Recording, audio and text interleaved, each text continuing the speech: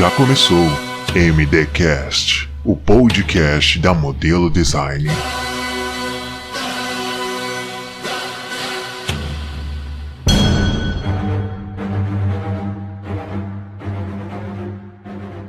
E aí pessoal, eu sou o Ulisses, sou professor da escola Modelo Design e hoje eu venho trazer para vocês um programa novo que a gente vai lançar no MD News, né, que é o nosso site de informações e sobre coisas do mundo nerd. Então a gente veio hoje gravar para vocês um podcast que é o MDcast, que basicamente é um centro de informação para pessoas que não conhecem o mundo dos quadrinhos, que não tem a vivência do mundo dos quadrinhos. Então o que a gente vai fazer? A gente vai gravar uma série de programas, tá? Que eles vão ser lançados aí periodicamente para as pessoas que não entendem de quadrinhos e as que entendem, para todo mundo ouvir. Mas basicamente é para esclarecer algumas coisas no mundo dos quadrinhos, tudo bem? Então o nome desse programa é o MDcast, tá? Que é o podcast da Modelo. Convidei um pessoal que é um pessoal que entende de quadrinhos, que gosta de quadrinhos, tá? E esse pessoal vai estar junto comigo aí, fazendo esse programa, fazendo acontecer esse programa, tá? Eu vou apresentar esse pessoal para vocês, tá? Aqui do meu lado direito, eu tenho mais um Thiago, tá? Mais um Thiago, que essa escola a gente vai chamar Modelo Thiago. O Thiago Design, né? Thiago Design. Que aqui só tem Thiago. Então eu vou apresentar para vocês, na verdade eu vou pedir que ele se apresente, né? Por favor. Olá, tudo bom? Meu nome é Santiago, sou desenhista, ilustrador e gosto e conheço quadrinhos já faz uns 27, 28 anos, desde que eu me conheço por gente, e estou muito feliz em estar podendo falar sobre uma coisa que eu amo de paixão. É isso aí. Beleza, meu nome é Thiago, eu sou ilustrador e professor, né? Então a gente vai falar um pouquinho mais dessa brincadeira do que é quadrinho, do que é entretenimento. Bom, eu sou o Davi, sou estagiário aqui na Modelo Design, formado em design gráfico. Tenho a grande intenção de tornar um ilustrador mais pra frente. Estou como leigo aqui na mesa, mas também vou apresentar os meus pontos de vista com um pouco que eu sei sobre a Guerra Civil. E aí pessoal, eu sou o Emílio, professor e ilustrador daqui da Escola Modelo Design, e eu vim aqui para complementar aqui com o pessoal nesse podcast que acredito que vocês vão gostar bastante. Oi, eu sou a Ive, eu não faço nada da minha vida, faço sim muita coisa, mas adoro quadrinho, adoro filmes, séries e tudo mais, e vamos ver aqui o que a gente vai poder falar sobre a Guerra Civil. Oi, eu sou a Úrsula, eu sou a nova professora de japonês da Modelo Design, e eu leio um pouquinho de quadrinhos, não muito. E nem japonês. Não muito, é caro. E vou falar um pouquinho do que eu li do Guerra Civil, um pouquinho da minha opinião. É isso. Voltamos aí depois da vinheta. E aí, Fred, o que você está fazendo? Estou esculpindo a minha roda, Barney. Oh céus, Fred, pare de esculpir essa roda. Isso é da Idade da Pedra. Você já ouviu falar em prototipagem? O que é prototipagem, Barney? Prototipagem é a impressão 3D. Os tempos mudaram, Fred. Onde eu aprendo essa impressão 3D, Barney?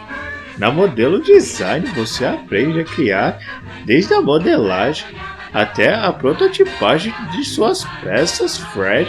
É só você entrar no www.modelodesign.art.br, Fred. Vamos logo, Vilma! Espere, Fred. Deixa eu pegar o Bambam, ele vai junto comigo. Voltamos aí, tá?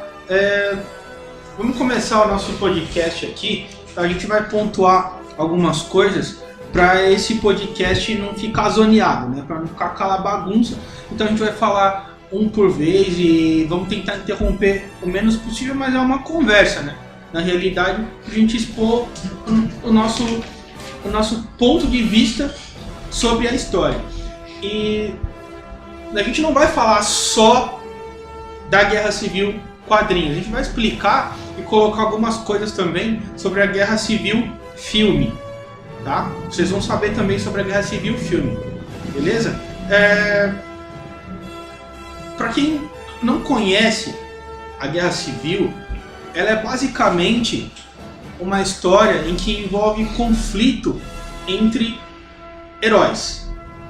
Eu diria, tá? Não sei, né? Que pode ser até conflito entre os dois maiores heróis da Marvel, que é o Capitão América e o Homem de Ferro. Tá? A Guerra Civil ela começou como? Tinha uns personagens que eram da Marvel antigamente, eles eram chamados Novos Guerreiros. E eles não eram muito populares para quem não conhecia muitos quadrinhos, mas era um grupo bacana, formado basicamente por sidekicks, né? Tinha a prima do Namor, que era a Namorita, tinha um Speedball, tinha o guerreiro lá, um novo guerreiro, não lembro o nome dele agora. Eu sei que esse grupo, como eles não eram muito populares e combatiam crime, uma emissora de televisão, não sei qual, resolveu financiar eles para fazer tipo um reality show. Para mostrar o que um super-herói faz no dia a dia. Beleza, e eles iam combater criminosos de quinta categoria, não muito poderosos. Só que numa dessas vezes que eles vão combater um grupo de vilões, eles vão combater um grupo de vilões que é meio peso pesado. Na realidade foi mais uma... Foi sem querer, eles acharam uma casa no meio do mato, né, meu? Então, mas não, o pessoal tava filmando, tinha uma ação meio que orquestrada para eles irem atrás desses vilões. Só que entre esses vilões estava um super vilão chamado Nitro. Ele é um super vilão extremamente poderoso, que até é um dos inimigos do Demolidor. É doidão. E, na hora que eles estavam lutando com eles, e naquele clima de brincadeira, de palhaçada, refazendo frases para ficar melhor na edição. E nisso o Nitro, né, ele acaba liberando o poder dele. Namorita deu um murro na cara do Nitro e jogou ele num ônibus. Então, e o poder dele é basicamente se explodir. Só que na hora que ele se explode próximo de uma escola e nessa explosão acaba matando, se eu não me engano, 600 pessoas. Entre elas, se eu não me engano, 300 e pouco era só criança. Então, e aí começou a tramitar uma lei, né, um mal-estar geral, começou a tramitar no governo uma lei de que, os heróis, eles não podem simplesmente, eu tenho superpoder, eu faço o que eu quiser sem se preocupar com as consequências. Eles teriam que ser treinados, assim como policiais, bombeiros, alguém que tem uma preparação. Eles teriam que ter algum tipo de preparação e também ter as identidades reveladas para que eles pudessem ser responsabilizados pelos atos deles, né? Porque eles estavam gravando um programa, meio na irresponsabilidade, provocaram a morte de centenas de pessoas e ninguém sabe a identidade de quem eram eles, né? E se eles também tinham sobrevivido ou não. Responsabilizar. Não tinha quem responsabilizar. Queriam um rosto para responsabilizar. Porque antigamente ali, o que acontecia basicamente é que caía tudo nas costas dos mutantes. Era tudo nas costas dos mutantes. E como não tinha mutante, apesar da Namorita, aquela porca, ser uma mutante, ela é porca, mano. Pelo amor de Deus, mulherzinha sem graça. Mano. Não, ela não. Ela é tão da hora quanto a Gamora. Quem é Gamora? Era uma das esposas do Namoro, mas eu gostava da Gamora também. Mary Jane também era?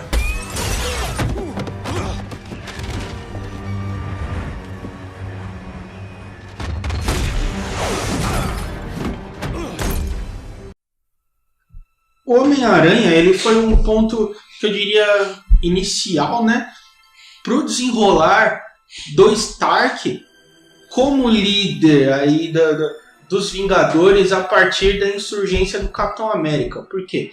Porque ele quis fazer com que um herói famoso mostrasse o rosto para inspirar os outros heróis, né? Eu diria.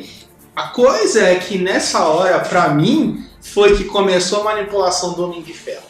Porque ele pegou o Homem-Aranha ali e fez com que o Homem-Aranha trabalhasse para ele.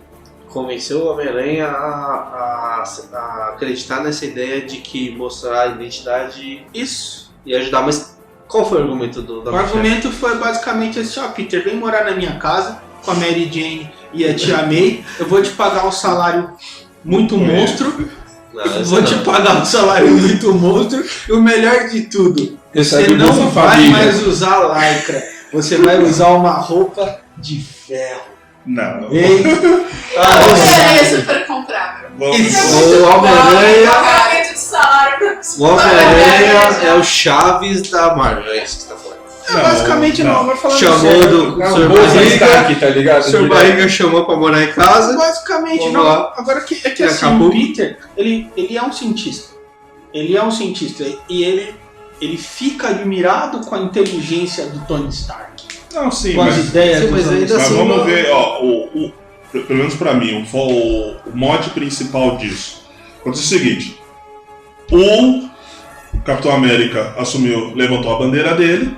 Pô, a gente tem que defender esses agentes, porque essas pessoas que estão defendendo o crime, estão combatendo o crime, estão indo de livre e espontânea vontade. Nem todos que estão combatendo, como é o caso do Demolidor e alguns outros, não são superpoderosos. São só uma pessoa com uma fantasia que trabalha, que se ferra e que vai lá tentar salvar e proteger alguém.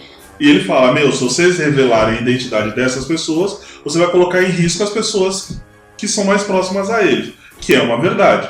Né? Como o caso do Demolidor, que quando a Karen Page revelou a identidade dele há muitos anos atrás, Cara, drogado. né? Muita gente morreu nesse processo só porque sabiam a identidade do cara. E do outro lado você tem o Homem de Ferro, que ele levantou a bandeira dele, que era a bandeira do governo, que é o quê? Vocês são, né, armas de destruição em massa, basicamente terroristas, independente de vocês estarem lutando em prol da humanidade ou não. Se vocês não forem registrados e a gente não souber a todo momento o que vocês estão fazendo, isso é um risco para quem está do lado de vocês. São dois argumentos válidos. Mas onde que entra o Homem-Aranha Calma, nessa brincadeira? Calma. Santiago? Então só o quê? Em um primeiro momento, o Capitão América e as pessoas que seguiam a ideologia dele estavam fazendo a mesma coisa que eles sempre fizeram. Que é o quê? Aconteceu alguma coisa errada, apareceu um inimigo super poderoso ameaçando outras pessoas, eles iam lá, derrotavam o vilão, né, o maniqueísmo de quadrinhos, acabar tudo na porrada, e quando estavam chegando o pessoal do governo, eles iam embora. Não mudou nada, o status quo do quadrinho continuava igual. O lado do Capitão América, a primeira ação mais imediata, vamos convidar as pessoas para se registrarem. A gente vai chamar uma vez, a gente vai chamar 2 vezes. Quem não quiser ser registrado, vai ser impedido de continuar usando um uniforme. Se burlar essa advertência, se ele vestir uma roupa e ainda assim, que é uma fantasia, e ainda assim querer usar os poderes dele em área pública, né, independente de que seja para proteger alguém ou não, essas pessoas vão ser detidas. Nessa, tanto o Capitão América tanto o Homem de Ferro quanto o líder do Quarteto Fantástico, o Red Richards, eles montaram 42 ideias, uma delas é uma super prisão numa zona negativa, para falar o quê? Você não está de acordo com o registro, você está contra o registro, então você vai ser preso. Até a gente decidir o que vai fazer com você. Porque é difícil, você não tem como desligar o superpoder de uma pessoa. Ok, só que ainda assim, para quem estava de fora, não tinha um apelo visual para falar por que eu vou ser a favor do Homem de Ferro. Eles estão coibindo as ações das pessoas. Eles estão indo contra as pessoas que estão lutando pela nossa liberdade. Por que eu vou ir fazer isso com ele? Então eles precisavam de um chamariz forte. Um personagem que é muito querido pelo público, ainda que muita gente era contra ele, que é o caso do Homem-Aranha, que era um personagem comum. Teve grandes embates, ele teve grandes histórias na carreira dele, teve. Mas, não é o Hulk que uma vez ficou mal, ele não foi, o Homem de Ferro que uma vez bebeu e as armaduras dele foram roubadas e foram usadas contra as pessoas. Então, ele era um grande chamariz. Ele era uma coisa que, se ele... símbolo de herói. Ele foi patrocinado pra isso? Não, ele não foi patrocinado. Era o que o Ulisses falou. Ele também, o Peter Parker, ele é um fudido, né? Uma pessoa que... Um cara classe média que luta pra vencer, pagar conta, conseguir sobreviver. E com os poderes dele, ele tem aquela responsabilidade de proteger quem estiver em perigo. Só que ele nunca revelou a identidade. Nunca aconteceu, pelo menos publicamente, até então. Ele tinha uma lógica, ele sabia que se ele revelasse o rosto dele, ele sabia que por ele ser correto, porque o Homem-Aranha ele é muito correto. Sim. Ele é muito correto. E não é só ele impedir o vilão. Porque o vilão ele não liga pra nada a não ser a própria causa. Esse que faz ele vilão, vamos dizer assim. Agora, o Homem-Aranha, ele deixava os vilões irritados justamente por isso. Então ele sabia que o vilão, sabendo do rosto dele, da identidade dele, o vilão, antes de acabar com ele, o vilão ia atrás de quem é menos favorecido, porque não tinha poder. Querendo ou não, ele com uma máscara ou sem máscara, ele é o Homem-Aranha fortão, entendeu? Vamos colocar assim. Agora, a Tia May... Não, mas é que Eu assim, queria quebrar ele por dentro. Mas justamente foi meio uma atitude meio burra, pelo que parece. Não, mas a princípio não foi uma atitude meio burra. Porque chegaram pra ele, que, tipo, o Capitão América ele não tava indo atrás dos heróis pra falar, então, se une à minha causa. Ele tava vivendo a vidinha dele e as pessoas estavam seguindo ele. Só. O Homem de Ferro, por outro lado, eles estavam nesse movimento de, vamos procurar esses heróis e pedir pra eles se registrarem. E quando chegaram no Homem-Aranha, falou, né, tipo, olha tudo que aconteceu com pessoas que não tinham registro. Se você se unir a nós, além de a gente te dar uma certa proteção, certo? A gente vai proteger você, a gente vai proteger sua tia, a gente vai proteger sua esposa. Uma forma de apoio, então. Uma coisa que ele nunca teve. Ele nunca teve. Mas ele sorte por ter abraçado a causa do porque ele fala, pra cá, vamos... Ele se sentiu acolhido. Assim, trazendo pro mundo real, ele era um 007, ele era um agente secreto, o Homem-Aranha, só que ele não tinha nenhum benefício. Ele era só pela responsabilidade dele. Aí alguém chegou pra ele e falou, então, a gente vai te dar dinheiro, a gente vai te dar condições pra você continuar fazendo o que você faz, só que você tem que aderir à nossa causa, beleza? Tanto que ele, depois que ganhou Em troca aquela disso, roupa... você só tem que mostrar seu rosto. Tá tranquilo. Isso. Pra uns ser acolhido, pro outro ser vendido. Eu acho que o Stark vida em parte, né? É que assim, ele já tava morando na casa dos Vingadores, na casa do Stark. Ele já era Vingador, né? Certo. Sim, ele já era um Vingador. Vingador. Isso, ele já era um Vingador e o Stark apadrinhou ele. De fato, o Stark realmente apadrinhou ele verdadeiramente. Não foi assim, naquele Tipo um momento. Xavier com um Ciclope ou com um Wolverine. Isso, foi verdadeiro. Colheu como se fosse a casa Foi dos verdadeiro. X-Men. O problema... Né? Isso, São dois exato, cientistas, são dois cientistas, dois entusiastas. E lembrando aquilo que a gente sempre falou, nenhum dos dois lados estavam errados. Tava assim, o Homem de Ferro tava errado. Não estava errado, depois eles começaram a fazer coisa. Depois a gente vai explicar o porquê que ele estava errado. Mas no princípio, ele não estava errado. Você sabe aonde foi que ele começou a ficar errado? Sei. Quando ele começou a manipular todo mundo. Quando ele começou a manipular o Parker. Quando ele forçou o Peter Parker a fazer isso, porque o Parker ele não tava seguro de que aquilo era uma coisa certa. Aí ele pediu a opinião da Tia May. O Zé cagou pra ele. Mas tem uma coisa que eu sou obrigado a dizer. O Homem de Ferro, quando ele pega a confiança numa coisa, ele quer ir embora.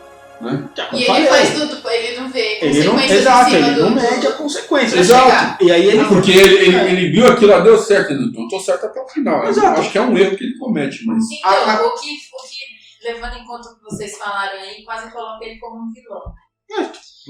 Porque o que ele realmente tem essa atitude muito. É quase um Ciclope quando ele ficou pilhado. Posso fechar um negócio sobre o Homem-Aranha? Eu acho que o roteiro, no caso, quem pensou na história, eles escolheram realmente o Homem-Aranha pra ser o Cristo da história, porque ele é o personagem mais amado da Marvel.